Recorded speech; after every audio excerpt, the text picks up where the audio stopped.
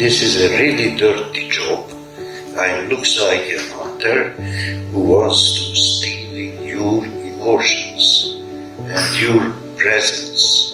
And I just wanted you to be naked, to show your real personality and real relations. I know what I want, and I do not stop until when I don't see.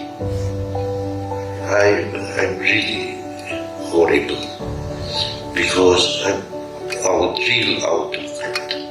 If I have my own power, I close it to all art schools. It's sure. Because, this is what is really bothering me. What is the education? The teacher is coming and saying one way.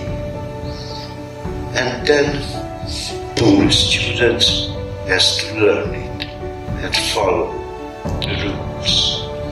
And afterwards, it's plus exam. What the hell is this? This is a long procedure from film by film. When you finish a movie, you will get new questions. And for the new questions, you cannot give the old answers. Because the old answers are not working.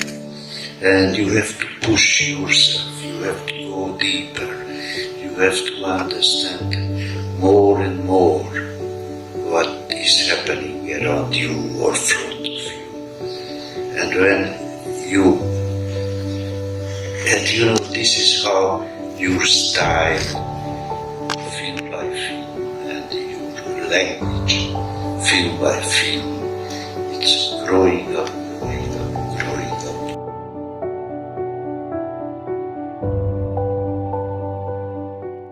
The Kerala State Chalachitra Academy is truly honored and blessed to have Bela Tarr at the 27th International Film Festival of Kerala. To receive the first copy of the book, Kalathinte Irul Koopadakal, which depicts his magnificent film career. The 27th International Film Festival of Kerala, organized by the Kerala State Chalachitra Academy, is honoring Bela Tarr with a prestigious Lifetime Achievement Award at the closing ceremony to be held by tomorrow evening at the SHARE Auditorium. Tarr's films are incomparably engaging and remarkably exhilarating, fascinating for the ambiguous. Tarr's films are legible and rich allegories for the collapse of Western civilization and the revenge of ravaged nature. The International Film Festival of Kerala is showcasing 6 of his amazing films, including Turin House, Domination Under the Section, The Melancholy Worlds of Bela Tarr. I also appreciate the wonderful attempt made by C.S.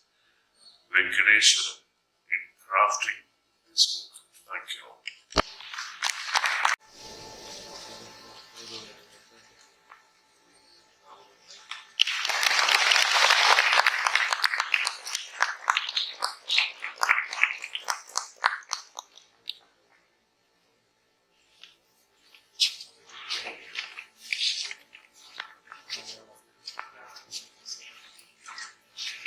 And also the opportunity given by Academy to write a book about him.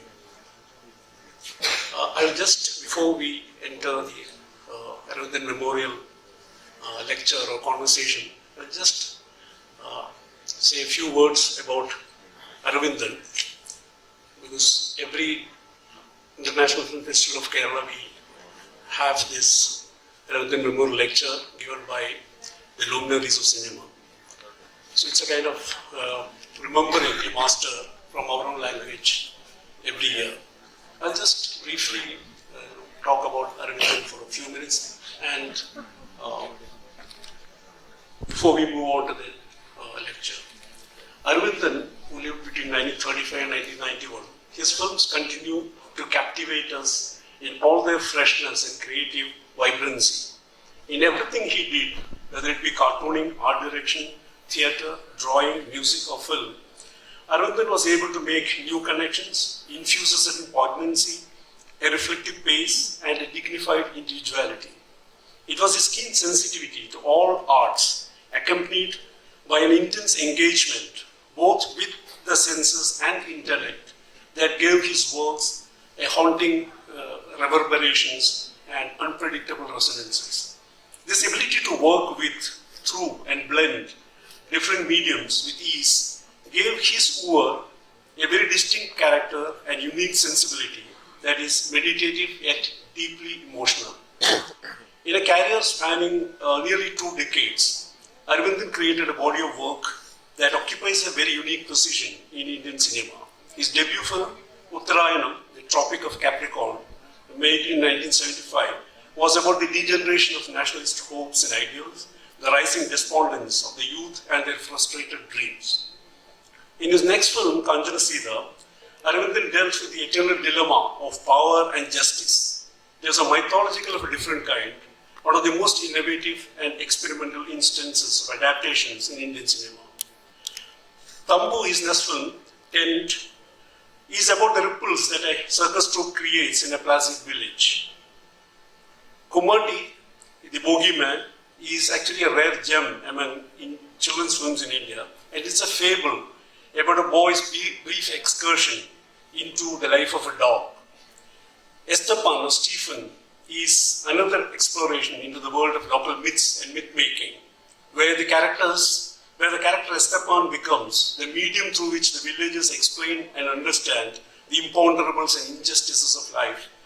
For them, Estepan embodies their justifications about life, their hopes, frustrations, fears, and dreams. His next film, Pokuvel, Twilight, is about the gradual falling apart of a sensitive young poet whose inner and outer worlds crumble without any hope of redemption or overcoming.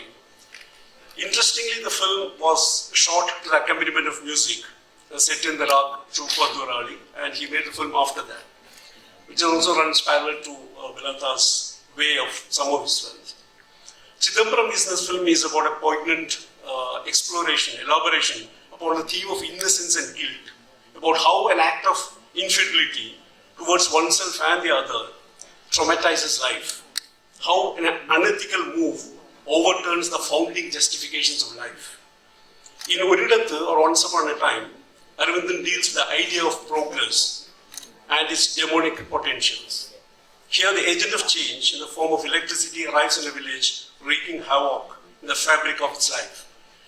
His next film, Marathon, weaves several narrative strands together, that of storytelling, performance, memory, and legends. This story within story narrative is about the boundaries between actor and acting, performance and reality, evidence and fact, story and truth.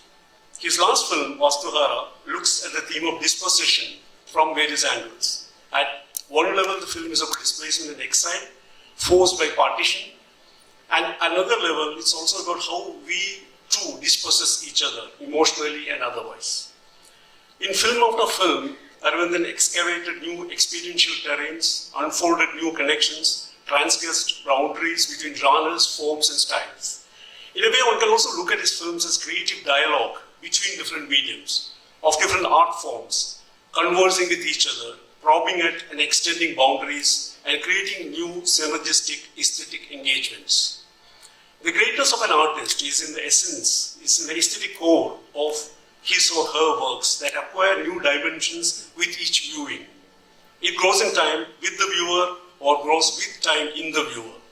They do not get dated but acquire complex maturity, along with us all the time, revealing new layers of meaning and emotional folds that outlive the ravages of time. In that sense, Aravindan will always remain a contemporary. Aravindan, and a few words about Aravindan and Bela Tarr, and in a way they may have lived in two different worlds, socio-politically, historically, and all that. But both of them, Aravindan and Bela Tarr, share certain commonalities, I think, in terms of their approach to cinema. They both made only a few films, 8 or 9 films. Both of them were sculptors in time. Time or duration plays an important part in both of their films. They are both fond of long takes, and that transport us into a reflective mood, prompting us to look at ourselves and the world more empathetically. One more aspect would be the narrative structure, if at all one can call it a structure, that spawns linearity. Most of them are circular, where everything returns and comes back, as if in a spiral. Another aspect could be the ethical imagination in their films. In the films of both these filmmakers, there's a deep concern about ethical life, about the search for other forms of being in the world, of being together in this world as humans, and their deep concern for the other. Like one of Bela Tarr's films, Westminster Harmonies, is based on a novel by Laszlo Krasznahor-Kai, which is titled The Melancholy of Resistance. Interestingly, melancholy and resistance are common to both these filmmakers. I think in a way, their work are about resistance of melancholy. Thank you. Now we'll move into the conversation.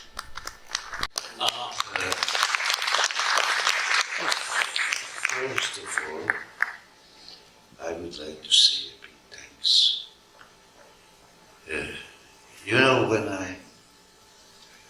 When I woke up at 4 o'clock in the morning and we went to the cold to shoot the scene and to see how shit is the life. We were waiting for the light just to push the button and start to do something. When you do this, you never believe somebody in Kerala will watch it and know that. Really, it's unbelievable. It's shocking and moving. Yeah, thank you.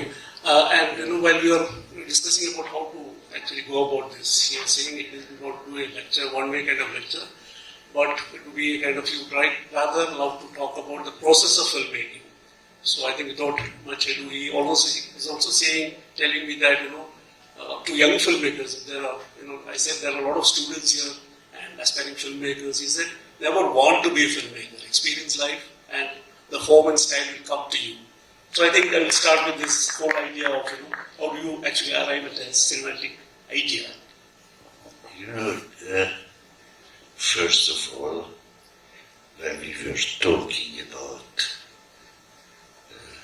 how and what can we say, I was thinking maybe it's useful for you to see a different way of the filmmaking, because the film industry has rules, the film industry has a way, the film industry has power, and I was all the time outsider, and slowly we found it a different way of the filmmaking, and I just wanted to say something about this. And first of all, this was my way. It's not a recipe, it's not a description. That was, you can hear it, take it or leave it. But this is not an advice, what I will say. That's very important, because you have to be yourself, you have to see and learn the life, and afterwards the style, your personal way, it's coming to you. And this is the main issue. You have to be yourself. And now we can jump into the... Yeah. Like what we thought of was like, you said we'll begin talking about the script. Like we read a lot of novels, you know, experience life, you have a lot of experiences. So how do you actually arrive at one film? You know, this is a film I want to make. So what is the process of arriving at this emerging film idea? You know, you are doing your own life. You see a lot of things around you, and you are part of the society, and a lot of things pushing you, moving you, and you just find, let's say, small stuff, and then it's moving you. I can tell you one example, just to be clear.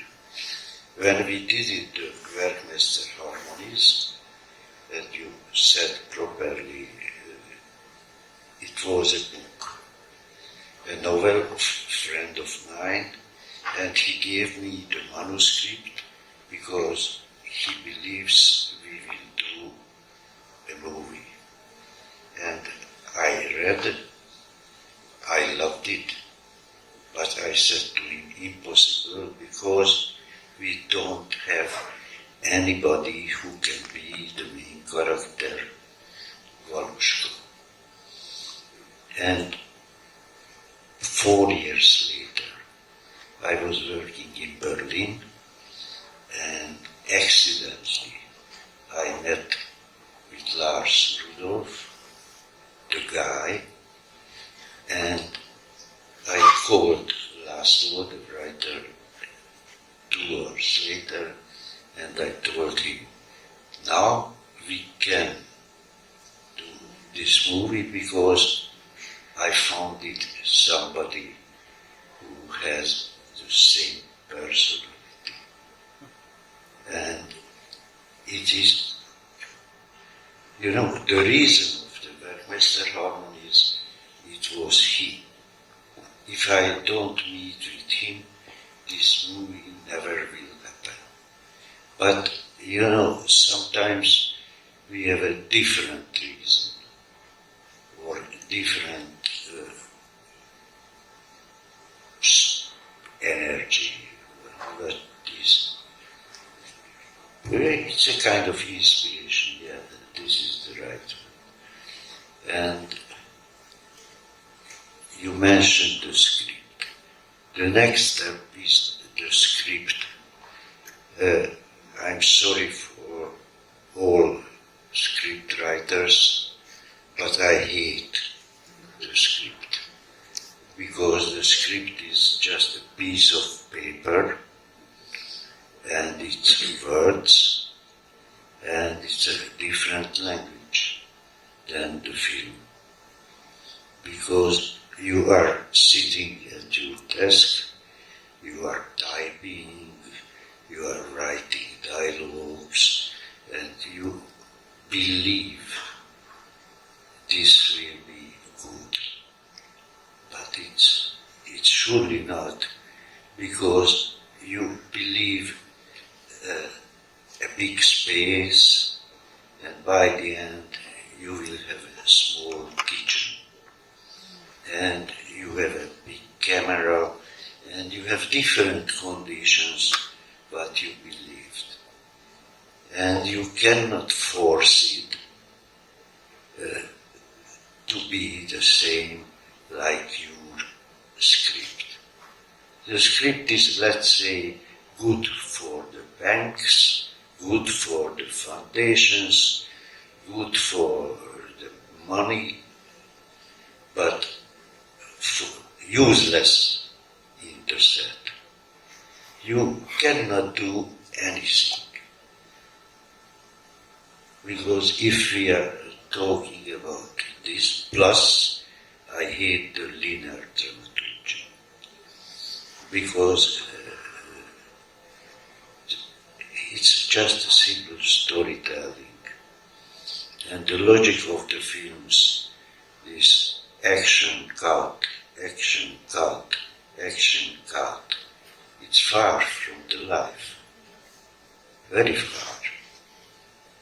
And you have to go closer to the life and closer to the people, not forcing anything. And your ego is disappearing during of the work. You cannot hunt in the success. You just have to listening for the main issue. Anyway, it means for me the script is just dead papers. My system, it was, I just had some small cards, and one card is one word and one scene, and I'm putting on the wall, and I see immediately the structure of the film. Because the structure of the film it's clear, and you can do changes. For example, I take it one scene from the middle to the beginning. Why not? And you have to be free, flexible. And if we are talking, it's also connecting for the script issue, the casting. The casting is when you have a script, you are writing, let's say, a fat, small guy. And by the end, you will find somebody who is 2 meters tall and very tiny. But his personality, that's what you wish or what you want, what you have to have it. Because when you believe a movie, you believe persons, you believe characters. And the main issue when you do the casting, the personality. And if your actor has similar personality than your character, in this case, your work almost done. Because afterwards you just tell them, don't play, just be. And that's why I don't like it to write script or dialogue, because if I create a good situation when you are just being, and I'm sure your reaction to me, it will be perfect, because you don't have any help, you don't have stick, you don't need anything, you just have to listen for the other person. And if you are in the situation, if you are just being, in this case you will get tension, you will get real human emotions, you will be okay. And this is half of the filmmaking. Yeah, also you said some of these, some of these, your films are based on novels. Some are actually, from real experiences, like Family Nest and all that. It's based on a real experience which you wanted to shoot. And also this journey from script or whatever is written to the image is one that you said you will have certain cards where you have structure in mind. And this, anyway, long takes you can't write. What words cannot handle is long takes. Wait. Yeah. You cannot miss also very important issue, the location. Because the location has a face. It has a very strong presence. and the location is one of the main characters.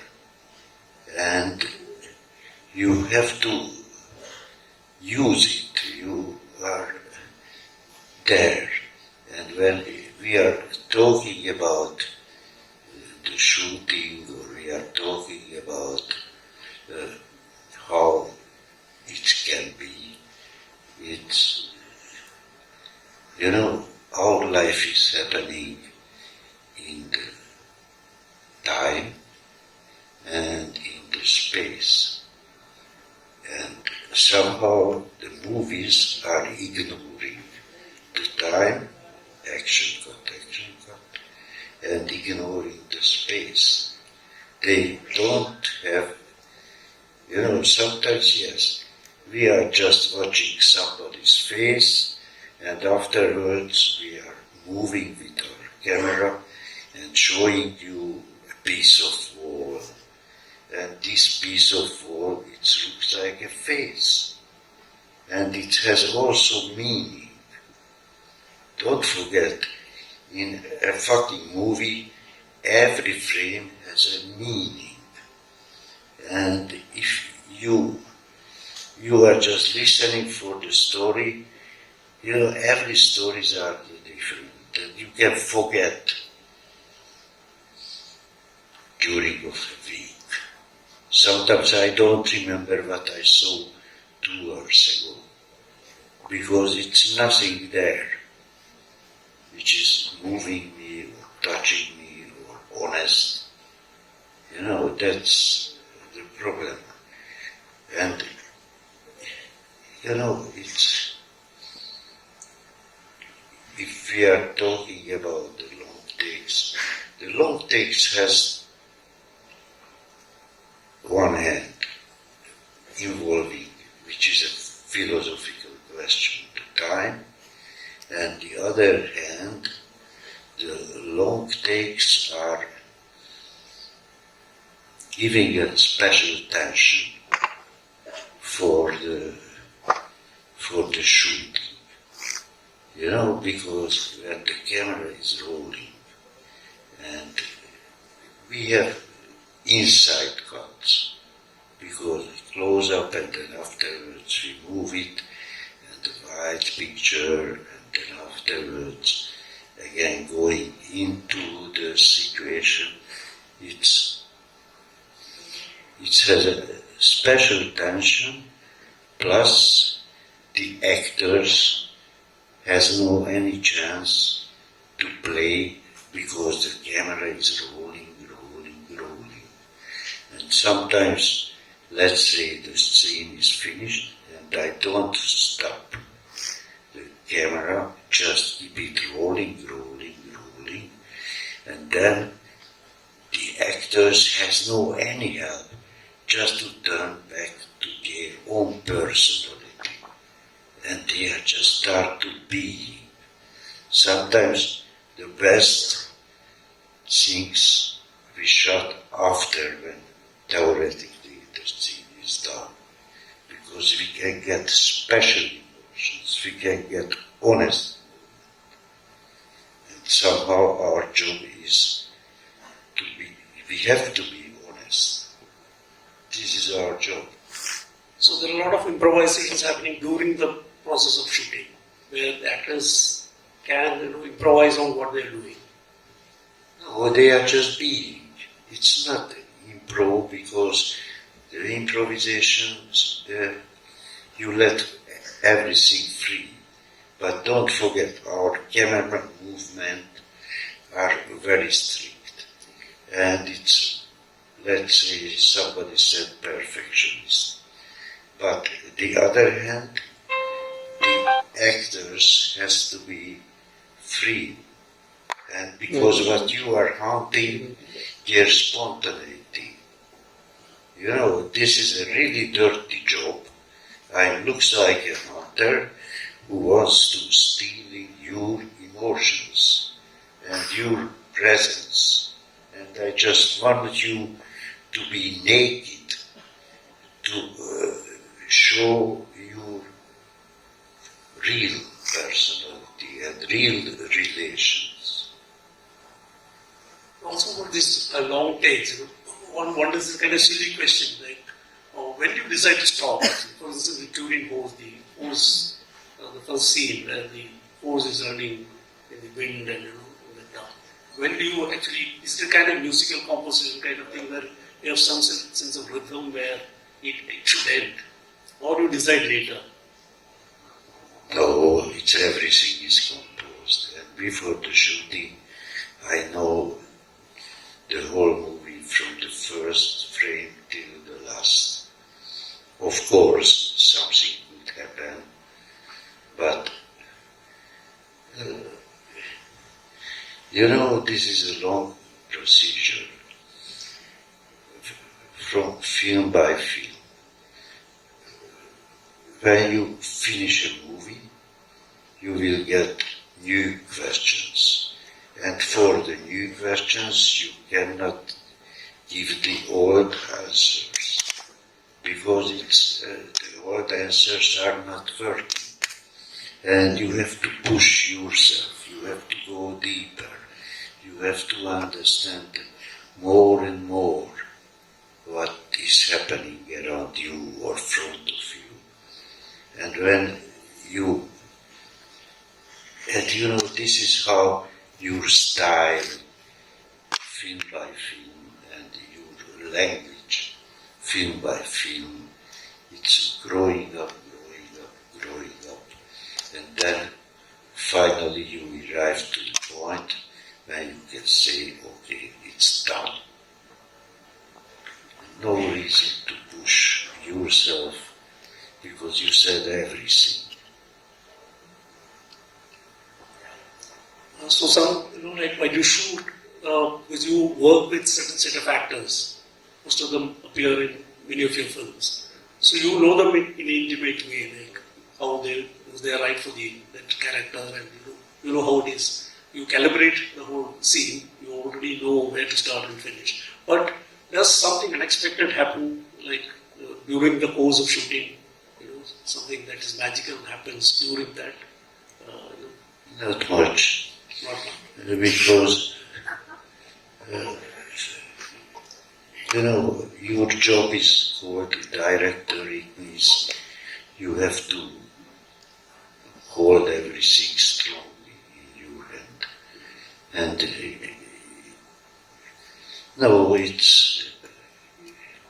I know what I want. And I do not stop until when I don't see. I'm really horrible, because I'm real autocrat. I'm telling to the cinematographer, to the DOP, this is the first frame, this is the second position, third position, and I'm checking. And of course, if you are not counting with their sensibility, in this case you are stupid. Because I have to listen for the people. And one more thing, for example, about the actors. Sometimes I was working with world-famous, big, great professional actors like Anna Shigula, Tilda Swinton, or I could work with them. But the way how we were working, it was the same how I was working with the non-professional guys. Because I'm just curious, who are you? That's all. And they cannot play. Because when I see somebody is playing, I say, fuck. It could be good for another movie, but here it's useless. Music plays a really important part in your films. So tell us how you actually compose music. Yeah, the music is also one of the main characters. But you see, all small things everything is pain, because the music has also a very strong presence. That's why. And I was working with the same composer since 1983, and we were, and I'm just telling to him, okay, now we do a movie about a horse who doesn't want to work. And this is the Nietzsche's story. And then he went to the studio, he came back with the music, and it was much before the shooting. And I don't like when, I saw it several times, some filmmakers shooting a scene, editing, and then afterwards calling the composer. How? Why? Because they don't have enough tension on the screen, and they are just calling the musicians and somehow humiliating the music, humiliating the actors. It's not. You have to be. I think your films are more taken to music, the compositions, and long takes go. Because the musical structure. Because I'm using the music during of the shooting, and it's inspiring, it's pushing you, and helps to do the perfect rhythm. We'll move to the next stage, editing, if everything is planned out. But no editing, because it's a long take. We are just cutting off the clips and say only 30-40 shots in a film. So what is post-production work basically for this kind of film? just the sound work. Because, for example, when we were shooting with Tilda, or we were shooting together with the girl who was in the Sharon Tango, and the Miroslav Krobot, he was Czech, Tilda was playing English, she was talking in English and playing, and he was speaking Czech, and we had to do the dubbing, and we had to recording the follies, the noises, that's all. And but the editing is half a day. Also, you only two of our films are in color. All of the rest are in black and white. Why this fascination for black and white? Does it give you more? Or does it suit your style more? Or, Two things, no, three. First of all, you have to know that Kodak changed the technology during of the 80s. And now they are producing polyester films, and the polyester is never good. It's a fake, like plastic, and you have plastic colors, you have no, and you feel it's plastic. And the second one is the black and white has a grayscale with a lot of colors. And the third one is, if you see a black and white picture, a frame, you see this is not the one-to-one the reality. It is something which is, when you feel it's someone's creation. And you have to, let's say, confess it's made by you. Yeah, there is a distinct feel to your, the look and feel of your films are very distinct. So there's a kind of, one could say, this Bela Tarr style. So how does a filmmaker arrive at his style? You just leave it in your hand, bring down the screen. Like we also, like in our festival, we have had prospectives of great Hungarian filmmakers like this one Szabo, Salt and Fabric, Marta Mazaros. So what are your influences or relationships with them? Nothing. Because No, your choice is a different issue. He was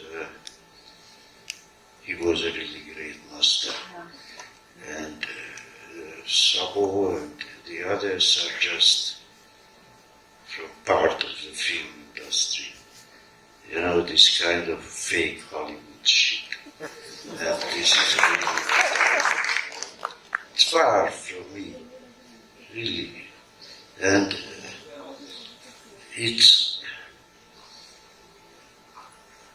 you know, the big director, if you, let's say, someone who is really very big, like Fellini, you just take one frame of his movie and you know immediately, even if you did not see the movie, it's made by him because he has a personal style.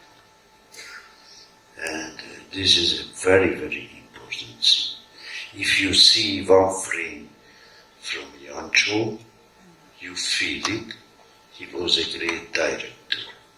But if you take one frame, let's say, sorry, but you mentioned Szabo, if you take it, you can mix it.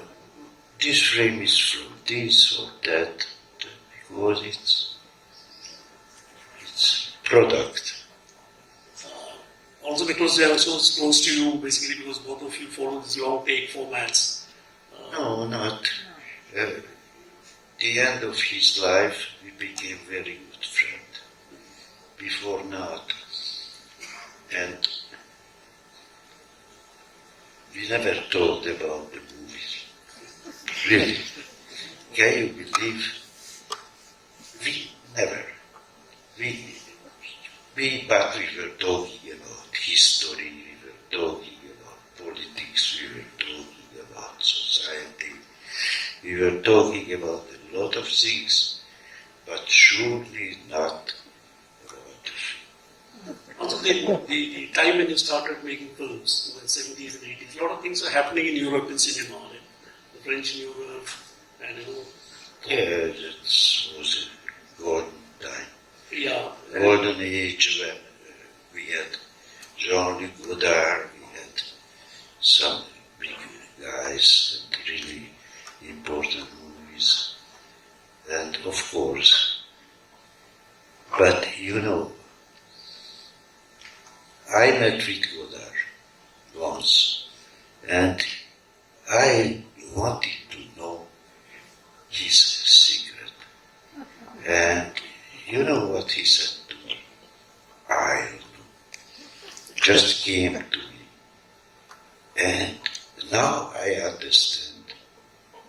Yes, because he was himself, he was there, and he just did it how he saw it, how he was to show to you. I told you, you are doing the life, and you are transforming on yourself, and by the end you have to share it with the people. And this is the main issue, how you are transforming your personality and your point of view. Incidentally, this award was given to Godard last year. Lifetime Achievement Award was given to Jean-Luc Godard last year. But he could come, we had a conversation online. And also more about those times. You were actually, you I heard that you like Andrei Tarkovsky has been the... No.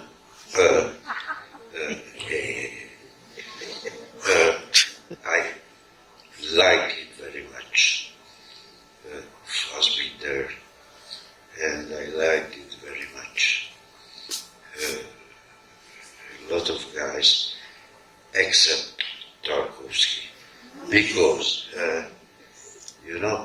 Tarkovsky, for me, he was a religious guy. And when he had this rain, it's cleaning you. It's very pathetic, very religious, and very far from me. This kind of Slavic mysticism, it's very far from me. I would prefer, if I have to prefer somebody, this cruel rationalist Fassbinder, who is beating you, and Tarkovsky just caressing you. You're also one filmmaker who has worked during the communist regime in Hungary and after that. So do you think there's any change as far as filmmaker is concerned, working under two systems, two regimes, after the fall of USSR and the new dispensation in Hungary?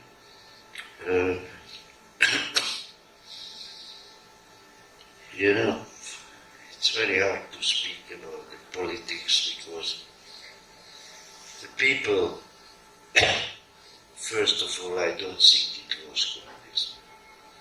It was a feudalistic society which, let's say, the people were lying they are communist. I'm 100% sure they never read any fucking sentence from Marx. And really, definitely, it's a fake communism. But a real feudalism. And now I can see the same, because the people are same. We have a fucked up feudalistic shit from the last century, which is really, really very bad. And the people are the same. Why do you expect from them to be different? As you said earlier, it's a kind of shift from censorship of state to censorship of market. That is only the censorship of the politics of the market. It's the same. And also, maybe one radical change that has happened in film technology would be this shift from analog to digital. Has it actually helped filmmakers like you to... My problem is the same. The digital picture has a different quality. It looks like if you go to see the Chapel of Sixtus in Rome and you are watching a digital picture or you are watching on real, because what you can see on real, this is the analog. And my problem is, okay, the digital picture can be a new language and a new art form, or I don't know how we can call it, but it cannot be, because now the filmmakers are using as a fake film camera. And this is a totally, when I saw it the first time in Minneapolis, the Namjoon Paik's cello with this woman, and I believed, yes, maybe we will have a new art, a new language, and people will discover that if we say the film is the seventh art, now maybe the digital helps to find another language which could be the eighth art. But by the end, now just a fake film. Also, one more question before we move on to this Q&A. You made your declare that 2011 this Two Reborns would be your last film, and after that you never made a film. So were you never tempted to make another film? No. We did a huge exhibition in Amsterdam, in the Eye Museum. Later, we was working in Vienna. It was a very nice experience. It was partly theater, partly music, partly exhibition, and of course motion picture. But this kind of stuff is much more interesting for me than do it a feature film. Plus, as I said before, I had done, I finished, and it's ready. I cannot say more about the life than it was in the Turing Wars. And if you are not, I could do copies. I can do new movies whenever you want. No, not when you want, when I want. But the problem is, it will be just repetition. And when I saw around the world young people with shining eyes, hey, I cannot give them a piece of shit. It's because the filmmaking, the other hand, is a moral question. Is it also about this whole, the idea of this proscenium kind of theatre experience getting outdated to bring it, because you are talking about exhibitions where you can mix up a lot of other things, like film being one part of the whole exhibition or show, where people, it's much more interactive, happening, and is it because of this, in a way, the death of cinema in the classical sense? I don't know, it just came. This is the Godard censure. I don't know. It's just, if they invite you to do something for them, and you are thinking and closing. When the Vienna project, it was more than half a year when we did it. And it wasn't enough time. You're also in the film school. So tell us the process of, the way in which you conceive of film education or teaching. First of all, I don't like, if I have my own power, I close it to all art schools. It's true. Because, this is what is really bothering me. What is the education? The teacher is coming and saying one way.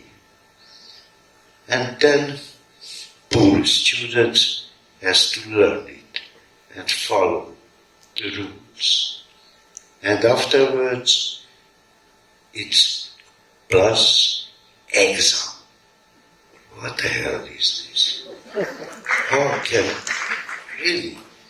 And for me, we did it at film school, which it was, let's say, not a film school, in Sarajevo, in Bosnia. And then, you know, we just announced, and we had 22 young people from all different countries, all corners of the world. And they had a different religion, they had a different history, they had a different education, they had everything, it was different. And you know, the most important thing, when I saw how the Japanese lesbian girl meet with the big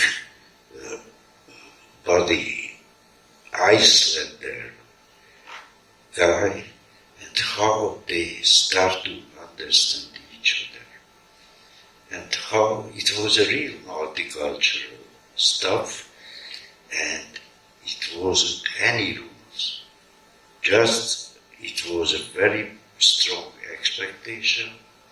You have to be yourself. And if I felt somebody was to fulfill the logic of the industry, I said goodbye. It wasn't education. We were just working, and they studied everything from themselves. Because if you are doing, you feel it. This is good and this is bad, but you made it bad, you want to forget, and the next time you don't do it again. So your own filmmaker have consistently worked outside the system, both the government and also of this market. So, and you have made the kind of film you wanted to make. So what do you think is the future of that kind of cinema, art cinema? Or has it become easier in the digital age? Now I see it's a new generation is growing up. And they are fed up. They are fed up, and the people are getting fed up. And they refuse. That's what I see. Doesn't matter where I'm going, I see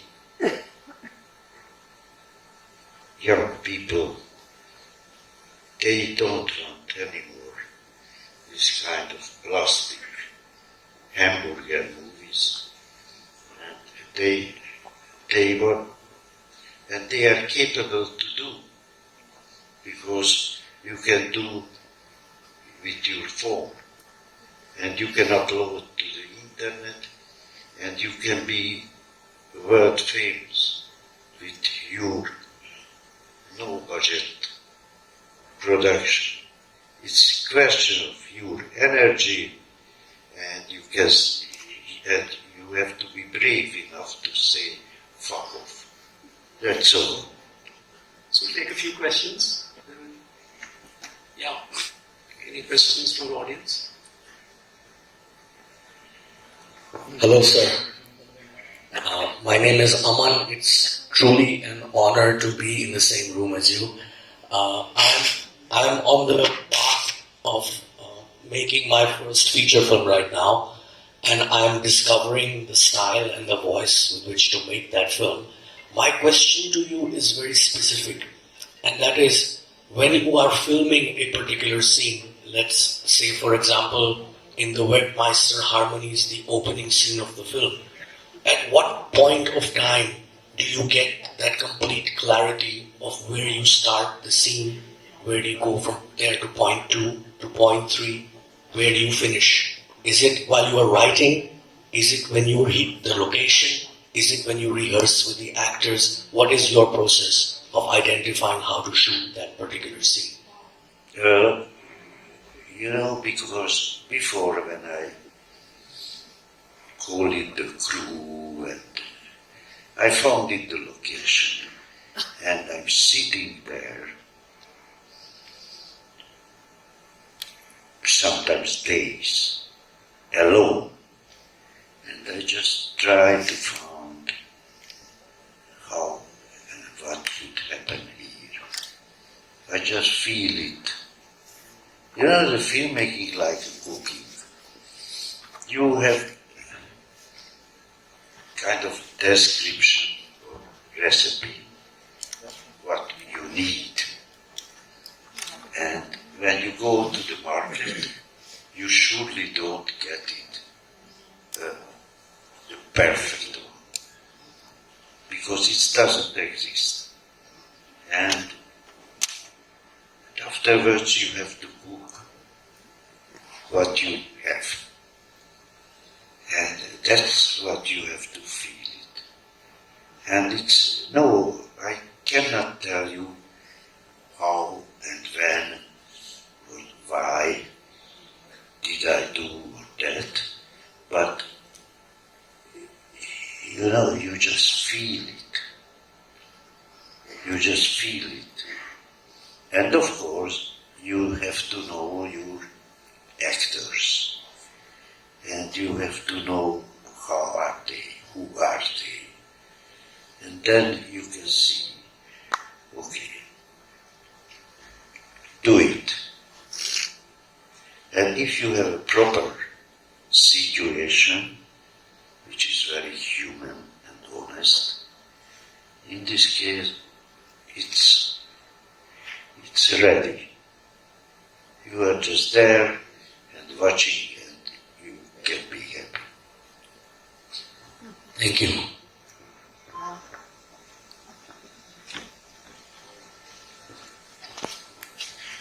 So you were talking about the process of shooting, how you let the actors react to the situation.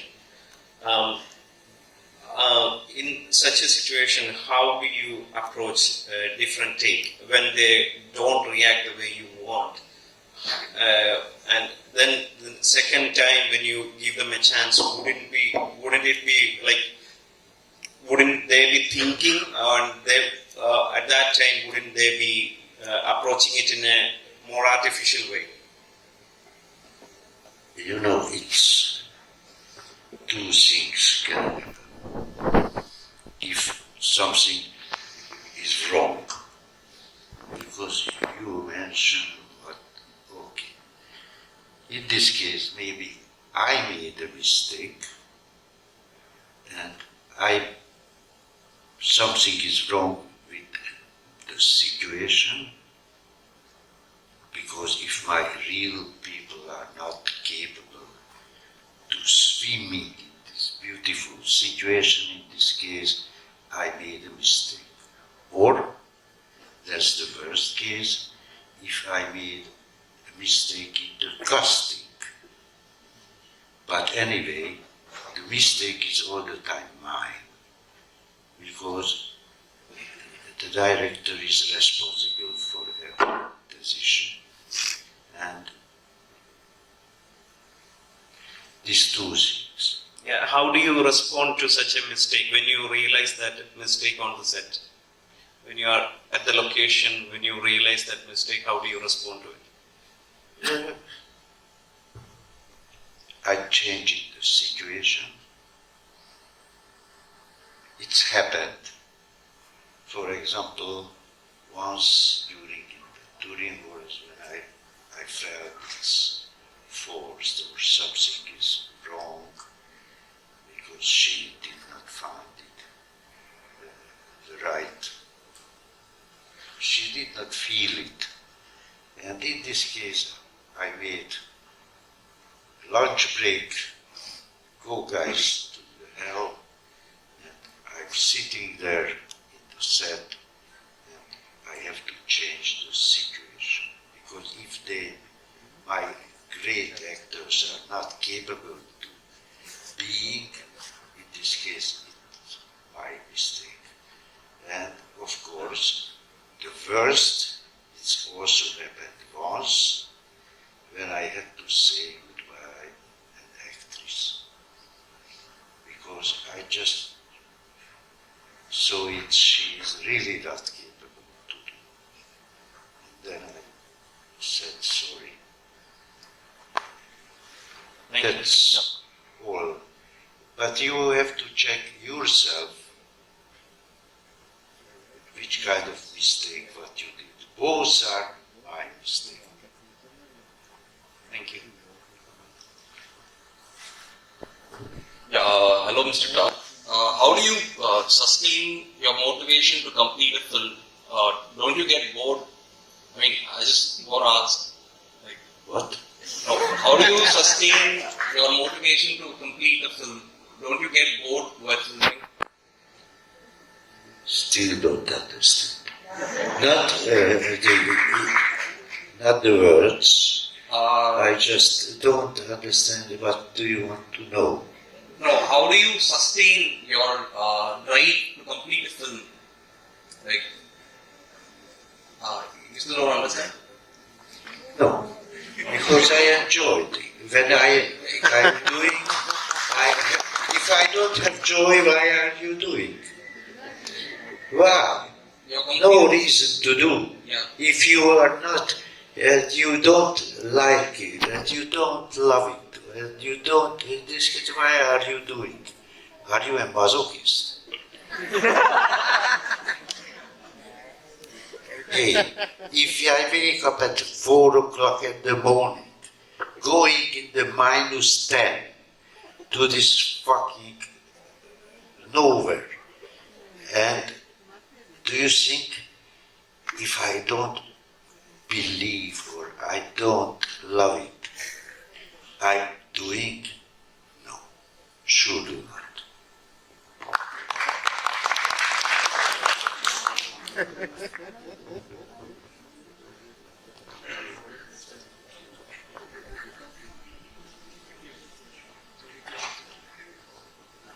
So, yeah. So I know you love films, I know you love making it, but this question is kind of in a wider sense, but I want to know, like, personally, like, why do you make films, and like, why did you make films, like, from a personal note, not like the other reasons, like, I mean, we all love what we are doing, but is there any personal reasons why you started making films? Or Yeah, because I wanted to punching you, kicking you, and forcing you to do a different word. Is it? So, then I have one more question. Can I? No? So we all are living in a society where it's not so perfect. So we may have a lot of biases, like subconscious biases or something that we don't like. We may, find it that bias is there with us. So when you do your work, did you have any bias that you don't like came into your work, and how you come over it? You have any example to talk about it? It will be good.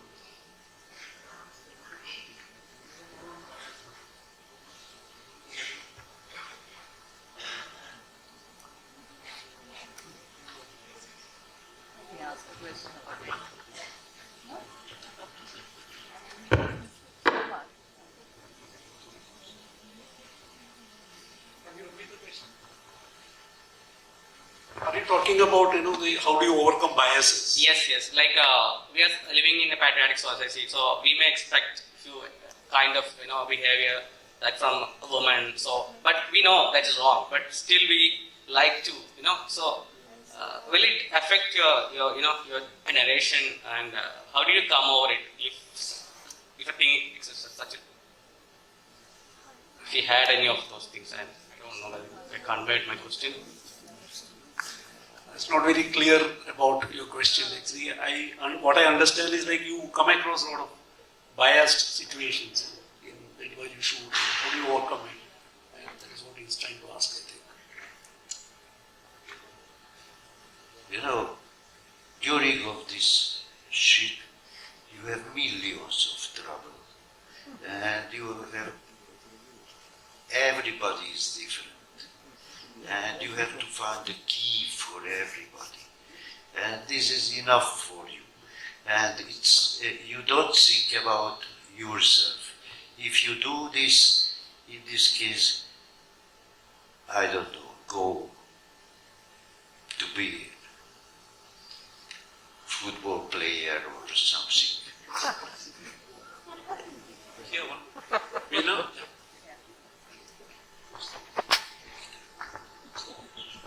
This is his last question. Last time, yeah.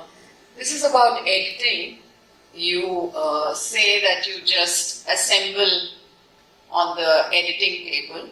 I'm interested to know that do you not believe that this assembly, you know, when you talk about the script being words and the images coming as a different story, does nothing happen on the editing table?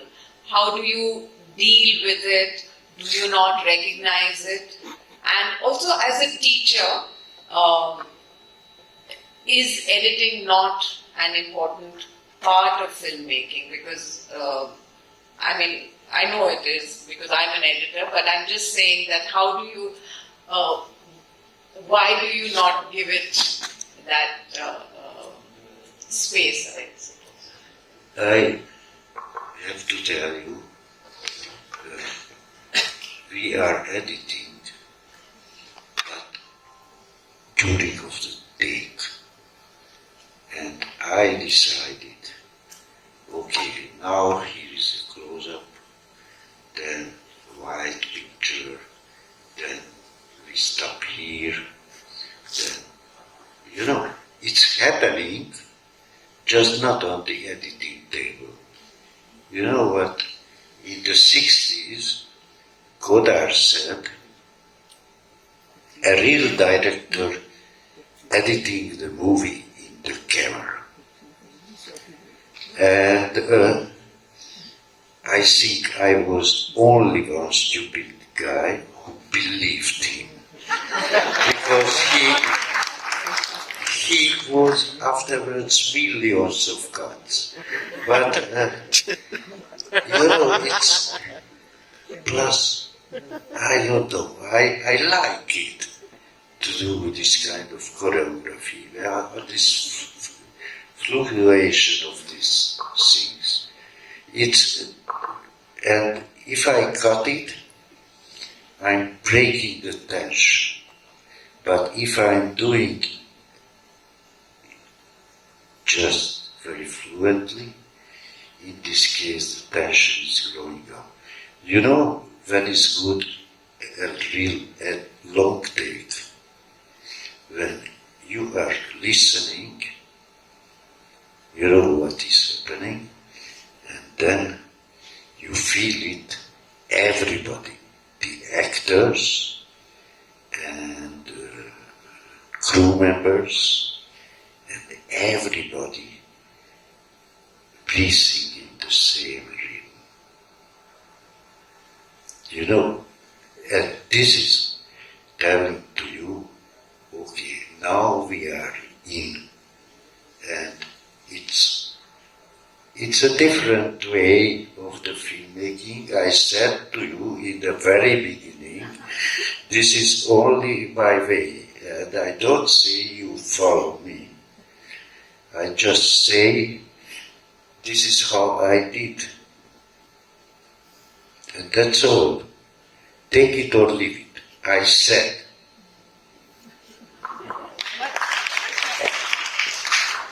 No, but does it not make a difference if you cut the shot before the actor goes out of frame? For example, just you decide that he steps out of frame or he doesn't step out of frame. Is there no rhythm you find at editing? This is the... But you have to do it in the set. I'm doing the editing in the set. And it's... Sorry, in this case you will be unemployment if you are just... I think before we wind up, would you tell us about your Seoul show? It's upcoming soon. We're planning something. maybe some people may listen. Let's say we have a project, what we are starting to preparing, a kind of casino, and the other is a container project. And it's this kind of mixture for everything. Anyway, thanks for your coming, thanks for your attention, and you can forget what I said. Thank you.